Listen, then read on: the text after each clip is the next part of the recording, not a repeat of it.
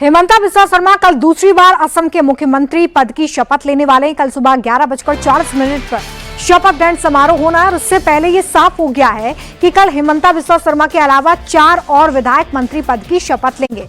शपथ लेने वाले विधायकों में रामेश्वर तेली, अतुल बोरा, चरण बोरो और अजंता नियोग का नाम शामिल है। यानी कि कल 4 विधायक भी मंत्री पद की शपथ लेंगे। असम में कल शपथ ग्रहण और ये बड़ा मौका है क्योंकि तीसरी बार बीजेपी की सरकार असम में बनने जा रही है और दूसरी बार हेमंता बिस्वा शर्मा मुख्यमंत्री पद की शपथ लेंगे और उनके साथ जो 4 विधायक कल मंत्री पद की शपथ लेने वाले हैं उनके नाम भी सामने आ गए हैं। रणजीत दास स्पीकर हो सकते हैं विधानसभा के, ये भी जानकारी इस वक्त सामने आ रही है। तो कल हेमंता के साथ 4 एमएलए मंत्री पद की शपथ लेंगे। इस समारोह में कई वीआईपीज पहुंचने वाले, खुद प्रधानमंत्री होंगे, अमित शाह होंगे, रक्षा मंत्री होंगे और 22 राज्यों के मुख्यमंत्री भी इस कार्यक्रम में पहुंचेंगे। हमारे पॉलिटिकल एडिटर देवेंद्र पारेश्वर हमारे साथ जुड़ गए हैं। देवेंद्र जी, कल असम के लिए बड़ा दिन है। खुद मुख्यमंत्री तो शपथ लेंगे लेकिन 4 विधायक भी उनके साथ मंत्री पद की शपथ लेंगे। जी हाँ, और इसके से आप समझें कि बंगाल की तरह ये भी मंत्रिमंडल छोटा रखा जा रहा है। आगे इसका जल्द ही विस्तार होगा, लेकिन मुख्यमंत्री के साथ सिर्फ 4 लोगों का शपथ ग्रहण समारोह में नाम रखा गया है। इन 4 लोगों में अगर बात करें तो 2 एनडीए के यानी कि बीजेपी के सहयोगी दल, एक एजेपी के और एक बीपीएफ के, ये दोनों ही असम में बीजेपी के सहयोगी दल हैं। इन दोनों दलों के एक नेता हैं और बाकी 2 बीजेपी से हैं। इसमें नामों की बात कर लें तो सबसे पहले रामेश्वर तेली की बात कर लें तो आपको ध्यान होगा कि वो पहले डिब्रूगढ़ से सांसद थे। नरेंद्र मोदी सरकार में यूनियन मिनिस्टर ऑफ स्टेट भी रहे थे। पेट्रोलियम, लेबर और प्रोसेसिंग मंत्रालय में काम किया था। खासतौर पे टी गार्डन और जो ओबीसी कम्युनिटी है वहां पर उनकी बहुत मजबूत पकड़ है और ग्रासरूट मास लीडर की इनकी छवि रहती है। और दूसरे नाम की अगर बात कर रहे हैं तो चरण बोरो, ये बीपीएस यानी कि बीजेपी के सहयोगी दल के प्रमुख नेता में शामिल हैं।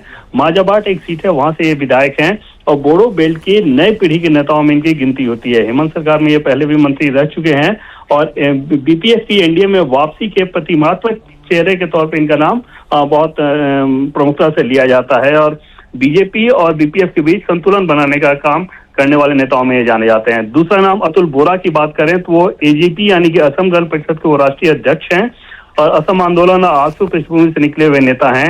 एक बोकाहाट एक यहाँ पे एक सीट है जहाँ का मजबूत उनका जनाधार रहता है और बीजेपी एजेपी गठबंधन के प्रमुख चेहरों में वो शामिल रहे। पहले भी वो मंत्री रह चुके हैं और ये माना जाता है कि रीजनल असमीज पॉलिटिक्स के एनडीए के जो उसकी जो लाइन रहती है उसको उसके बैलेंसिंग में इनका नाम बहुत प्रमुखता से लिया जाता है। इसके अलावा अजंता नियोग की बात करें तो ये महिला नेता हैं, वित्त मंत्री पिछली सरकार में भी थी, अपर असम की नेता मानी जाती हैं और ये मूलतः कांग्रेस से आई हैं। 2020 में ही बीजेपी इन्होंने ज्वाइन किया था।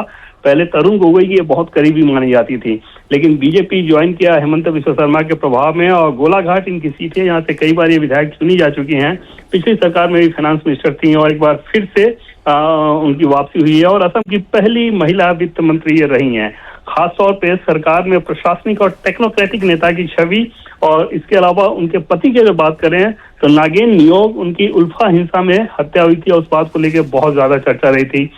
इसके अलावा जब स्पीकर का इलेक्शन होगा विधानसभा में तो रंजीत कुमार दास, जो कि बीजेपी के ग्रासरूट नेताओं में से एक माने जाते हैं, पुराने संगठनात्मक नेताओं में वो गिने जाते हैं, मूलतः बारपेट क्षेत्र के वो रहने वाले हैं और वहां से वो विधायक भी रहे और 2016 में असम में वो विधानसभा के स्पीकर रह चुके हैं और बाद में उनको विधानसभा के स्पीकर से उन्होंने इस्तीफा दिया और असम बीजेपी का अध्यक्ष भी बनाया गया था। और हेमंत बिस्वा शर्मा के बीजेपी में आने से पहले असम में बीजेपी के संगठन विस्तार में उनकी बहुत प्रमुख भूमिका रही। कैडर और संगठन वाले नेता की उनकी छवि रही है। खासतौर पर लोअर असम में उनकी बहुत पकड़ मानी जाती है और इस लिहाज से उनको स्पीकर के पद के लिए बीजेपी ने तय किया है कि वो मंत्री नहीं बनेंगे बल्कि उनको स्पीकर बनाया जाएगा आगे जब विधानसभा में स्पीकर का इलेक्शन होगा तो।